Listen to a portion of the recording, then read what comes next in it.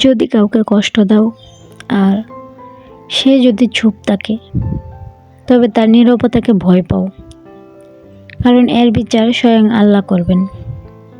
আসসালামু আলাইকুম। সবাই কেমন আছেন? কাছে কিংবা দূরে, দেশ কিংবা দেশের বাইরে থেকে যে যেখান থেকে আমার আজকের ভিডিওটা দেখছেন, আশা করি আল্লাহর রহমতে সবাই ভালো আছেন। আলহামদুলিল্লাহ, আল্লাহর অশেষ রহমতে আমরাও ভালো আছি। যেহেতু রমজান মাস, দেখা যায় যে সকালবেলা কোনো কাজকর্ম থাকে না, আর কাজটা মূলত শুরুই হয় দুপুর থেকে। তাই আমার আজকের ভিডিওটাও দুপুর থেকে শুরু করেছি। আমি কিছু শিমের বিচি সংরক্ষণ করে রাখলাম, যদিও এটা বেশি দিন থাকবে না, পরবর্তীতে খেয়ে নেওয়া হবে। চলে আসলাম কিছু জিনিস রিফিল করার নেওয়ার জন্য। এই জায়গায় অর্জুনের যে চাল আছে সেটা গুঁড়ো করে নেওয়া হয়েছে, আর সেটাকে আমি ঢেলে নিচ্ছি একটা জারে। এটা নাকি অনেক উপকারে আসে, যদিও এটা আমি খাই না, আমার হাজব্যান্ড খায়। যাদের অনেক বেশি চর্বি, তাদের চর্বি গলাতে অনেক সহায়তা করে এই অর্জুনের চালের গুঁড়াটা। সাথে কোষ্ঠকাঠিন্য দূর করে, ওজন কমাতে সহায়তা করে। এই জিনিসটার আরও অনেক গুণ আছে, যদিও আমি সব কিছু জানি না। আপনারাও চাইলে কিন্তু এইটা খেতে পারেন। আমার কিছু চা পাতা নিয়ে আসা হয়েছে সিলেট থেকে, আর সেই চা পাতাগুলোই আমি একটু ঢেলে নিচ্ছি। চা পাতাটা ডালতে ডালতে আপনাদেরকে সেই পুরনো কথাটা একবার মনে করিয়ে দিতে চাই। যারা ভিডিওটা দেখতে দেখতে এই পর্যন্ত চলে এসেছেন আর একটা লাইক দিতে ভুলে গিয়েছেন, প্লিজ একটা লাইক দিয়ে দিবেন। আপনাদের একটা লাইক আমার এই ভিডিওটা আরও কিছু মানুষের সামনে যেতে সহায়তা করবে। হয়তোবা কারো কাছে ভিডিওটা ভালো লাগতে পারে। আপনাদের একটা লাইকের কারণে হয়তোবা আমার ভিডিওটাতে কিছু রিচ বাড়তে পারে। যারা অলরেডি কাজটা করে দিয়েছেন তাদেরকে অসংখ্য ধন্যবাদ। যারা এই ভিডিওর মাধ্যমে আমার চ্যানেলে নতুন এসেছেন কিংবা অনেক দিন ধরে আমার ভিডিওগুলো ফলো করেন কিন্তু আমার বন্ধু হওয়া হয়নি, তাদেরকে বলবো এই ভিডিওটার কোনো অংশ কিংবা আমার কথা যদি আপনাদের ভালো লাগে, তাহলে প্লিজ আমার বন্ধু হয়ে আমার পাশে থেকে যাবেন। আর অবশ্যই বেল বাটনটা ক্লিক করে দিবেন, তাহলে আমি ভিডিও ছাড়া মাত্রই আপনাদের কাছে নোটিফিকেশান চলে যাবে, আর আপনারা সময় করে দেখে নিতে পারবেন। আমার জারগুলো রিফিল করা হয়ে গিয়েছে, এগুলোকে জায়গা মতো রেখে এসেছি। আর আসার পরপরই একটা ফোন আসলো যে আমার একটা পার্সেল এসেছে, সেটাই নিয়ে আসলাম, আপনাদের সাথে একটু শেয়ার করব। আমি আমার মেয়ের জন্য ওয়াশেবল ডাইপার নিয়ে এসেছি। এগুলো এতটা বাজে হবে তা কখনো কল্পনা করি নাই। আমি রিভিউগুলো দেখে তারপর অর্ডার দিয়ে দিয়েছিলাম, কিন্তু মানুষ কিছু টাকার জন্য যেহেতু বাজে জিনিসটাকেও এত ভালো রিভিউ দিতে পারে, সেটা কল্পনায়ও ভাবি নাই। একদমই ভালো না। এটা বলা হয়েছিল যে 4 থেকে 5 ঘন্টা ব্যবহার করা যায়, কিন্তু একবার হিসু দেওয়ার পরেই দেখা যায় যে একদম ভিজে যায় সব কিছু। আমি বলবো যে যারা এগুলো কেনার জন্য চিন্তা করছেন, তারা কখনো এগুলো কিনবেন না, এটা একদমই বাজে। আমার মনে হলো যে আমি টাকাগুলো শুধুই ফেলে দিয়েছি। যাই হোক, শিক্ষা হলো। আমি 3টা নিয়েছিলাম। যারা রিভিউ দেন তাদেরকে বলবো যে আপনারা যে জিনিসটা ভালো সেটা ভালো বলবেন, আর যে জিনিসটা খারাপ সেটাকে খারাপ বলবেন। শুধু মানুষকে ঠকিয়ে তো কোনো লাভ নেই, তাই না? অবশ্যই এটার হিসাব দিতে হবে। চলে আসলাম বিকালবেলা রান্না করার জন্য। আমি সেহরির জন্য রান্না করে নিচ্ছি। মুরগির মাংস রান্না করব পেঁপে দিয়ে, আর সেটাই বসিয়ে দিচ্ছি। সারাদিন রোজা রাখার পর দেখা যায় কোনো কিছুই খেতে ভালো লাগে না, তাই খুব কম তরকারি রান্না করার চেষ্টা করি। তারপরেও দেখে যায় কি যে একটা অবস্থা, আমার মতো কি আরো কারো কারো এই অবস্থা হয়? আমরা কাউকে কিছু বলার আগে অন্তত 2বার ভাববো যে এই কথায় সে কষ্ট পাবে কিনা। একটা মানুষ কষ্ট পাওয়ার পর যদি নীরব থাকে, তাহলে কিন্তু সেই কষ্টটা আল্লাহর কাছে বলা থাকে, আর সেই ব্যক্তির বিচারটা কিন্তু আল্লাহ নিজে করেন। তো সবাইকেই সাবধান হওয়া উচিত, আর কাউকে কিছু বলার আগে একবার ভাবা উচিত যে আমার কথায় অন্য একজন কি কতটুকু কষ্ট পাবে কিংবা পাবে না।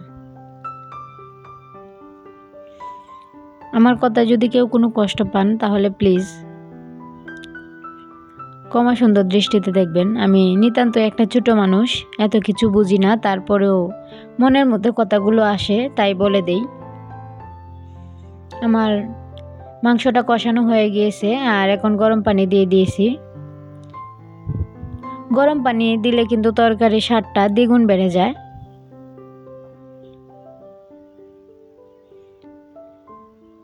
এখন এটাকে ঢেকে রেখে দেব, আর অন্য একটা তরকারি আমি রেডি করে নেব।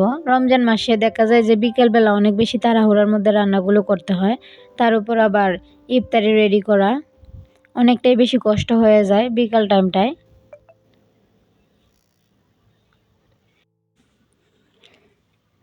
একটা তরকারি বসিয়ে দিয়ে আর একটা যদি রেডি করে নেওয়া যায়, তাহলে একটার পিছু পিছু আর একটা বসিয়ে দেওয়া যায়, এতে করে কাজটা কিন্তু তাড়াতাড়ি হয়ে যায়। আমি তরকারিটা রেডি করে নিচ্ছি। এখানে রান্না করব ডাঁটা আলু দিয়ে ছোটো মাছ, আর রেগুলার যে মশলাগুলো আছে সেগুলোই একে একে দিয়ে দিব। আমি সেই কথাটা আরও একবার বলতে চাই, যারা এখন পর্যন্ত আমার সাথে আছেন আর একটা লাইক দিতে ভুলে গিয়েছেন, প্লিজ একটা লাইক দিয়ে দিবেন। যারা ইউটিউবার আছেন তারা তো জানেন আমাদের জন্য একটা লাইক কতটুকু প্রয়োজন। আপনারা চাইলে ভিডিওটা শেয়ার করে দিতে পারেন। আর যারা সাধারণ দর্শক আছেন, যারা নীরবে নির্বৃত্তে আমাদের ভিডিওগুলো দেখেন, তাদেরকে অসংখ্য ধন্যবাদ। আর আপনাদেরকেও বলবো প্লিজ একটা লাইক দিয়ে দিবেন। আর যদি ভিডিওটার কোনো অংশ আপনাদের কাছে ভালো লাগে, তাহলে কমেন্ট করে জানিয়ে দিবেন। তাহলে আমরা বুঝতে পারবো যে আমাদের নীরব দর্শকগুলো কারা। মশলাগুলো দেওয়া হয়ে গিয়েছে, এখন ভালো করে মাখিয়ে আমি মাছটা দিয়ে দিব। আর এই মাখানোটার মধ্যেই কিন্তু হাতে মাখানো তরকারিটার স্বাদ অটুট থাকে। তরকারিটা এত বেশি ভালো হয়েছিল যে কি বলবো, ভয়েস দিতে গিয়ে আবারও খেতে ইচ্ছে করছিল।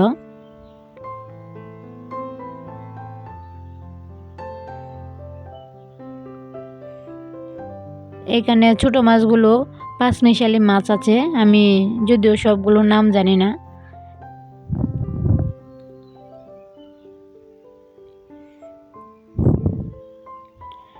আমি এখন তরকারিটা ভালো করে মেখে ঝোল দিয়ে রেখে দেব, পরবর্তীতে বসিয়ে দেব।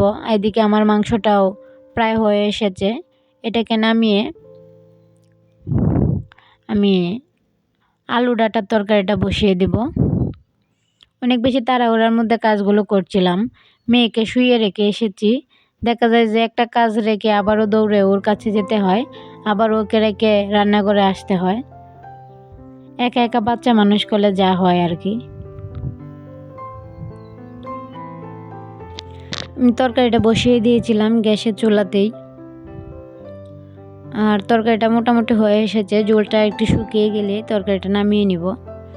আর আমি মুরগির মাংস আর আলু ডাঁটার তরকারিটা রান্না করেছি সাহারিতে খাওয়ার জন্য।